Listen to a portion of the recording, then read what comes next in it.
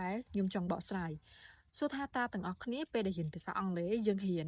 ពាក្យដូចជា sentence មួយយើងសួរគេថា can you tell me what it is right ប៉ុន្តែដល់ពេលយើងចង់ខ្លាចទៅជាអ្នកដែលនិយាយមានវិជ្ជាជីវៈគេហៅ professional English speaker what should you do ចំណុចនេះខ្ញុំសូមឆ្លើយទៅកាន់អ្នកដែលគាត់សួរមកខ្ញុំថា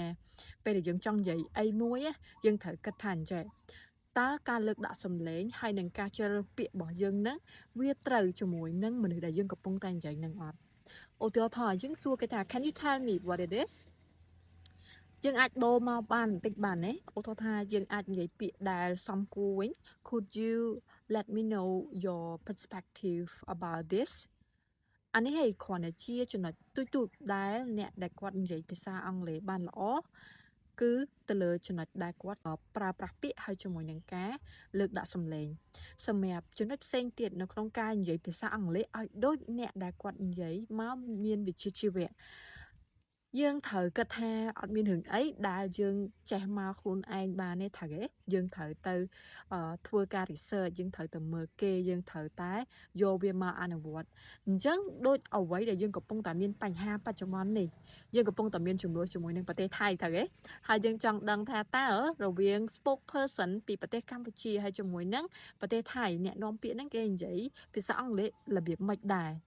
យើងត្រូវគេហៅថារៀនទៅតាមការមើលវីដេអូទាំងអស់ហ្នឹងនៅក្នុងការនិយាយរបស់គេហើយយើងក៏អាចមើលនៅវីដេអូផ្សេងៗទៀតដែរដែលគេហៅថាជនជាតិអាមេរិក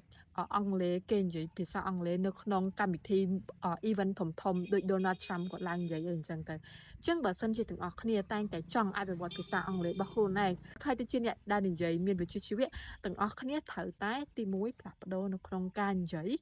ហើយទី2លើកដាក់សំឡេងឲ្យត្រូវជាមួយនឹងការនិយាយរបស់យើងដូចគ្នាដែរសម្រាប់ចំណុចចុងក្រោយអត់មានអីក្រៅពីមើលពីគេហើយរៀនពីគេវិញទេអញ្ចឹងវីដេអូមានច្រើន YouTube មានច្រើនបើសិនជាទាំងអស់គ្នាចង់ដឹងថាតើវីដេអូ YouTube ទាំងអស់ហ្នឹងយើងត្រូវ research ព្រមបែបម៉េចទាំងអស់គ្នាអាច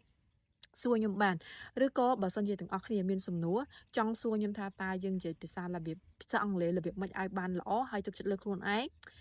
ខ្ញុំស្វាគមន៍ជំរាបសម្រាប់សំណួរទាំងអស់គ្នាអរគុណ